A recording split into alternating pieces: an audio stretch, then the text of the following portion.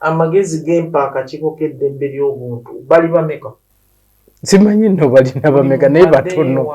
batono sina bangi batono bateekwa okuba nga si bangi bacommissioners bateeke ebyokulwanyisa byaffe byonna ebyabawa okukozesa babizze kubanga nze bye bagambye batuule babatabaganye be balina skills bokka abo be bazindaze bakankwasa bakakuwemu gonna asobola eddembe ly'obuntu abantu bano bonna nze ebintu byonna nze mbinenya bye basitudde ne bagenda ne batandika okubisoma ne babisoma mu maaso g'akakiiko ka parliament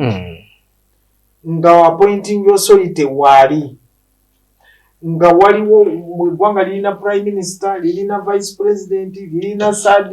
simanyi biki first second abantu banyinyo balina omulamuzi musista wange Wangadya alina chief justice alina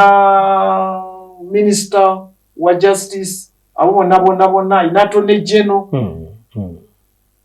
alina kaliso bangi gye yabadde alina okusituka n'agenda n'abayitiramu ezo ensonga nga tanagenda mu mawulire bagende eka badde eka si balina skills z'eddembe ly'obuntu sirowooza nti bamala kutunula ne bagamba kati Simeon Nsuluga ali atya nti babajjako omusaayi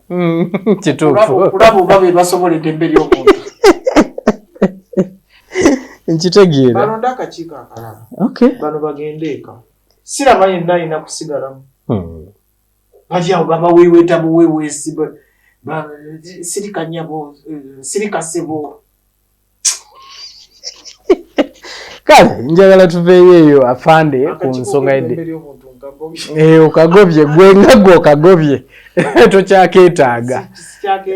weewaawo njagala okusaba pulezidenti Yoweri Kaguta Museveni abakakiiko k'eddembe ly'obuntu teyandikazizza agobe tagoba abawummuzi okugoba n'okuwummuza kye kimu era bye bimu oba ku contract tebalinewinga contract yaabwe bagende kubanga bwe bali bajja muzeeyi okugenda okuba appointinga tebayita eyo gye bagenze nti kakati abo gye bagenze nti be basaba pulezidenti tukusaba otulondere omulamuzi Wangadya otulondera ani simanyi Nyakairu simanyi baani tebamala kuyita eyo bakeera bukezi ku makya muzeeyi n'aba appointing n'abagamba abalonzi ne bagenda oba mu kakiiko ne kaba approving akakiiko ka parliament ne kaba approving kati babadde balinako mawo so bwe baani badde nga tebakwatagana baalizeeyo wa appointing authority nze sister wange simukubirangako nze okuva ne namulaba kubanga nze nalaba nga kyakoze tekiriiyo ekyokutuuza press conference n'agamba lekulidde kyeyakola tekiriiyo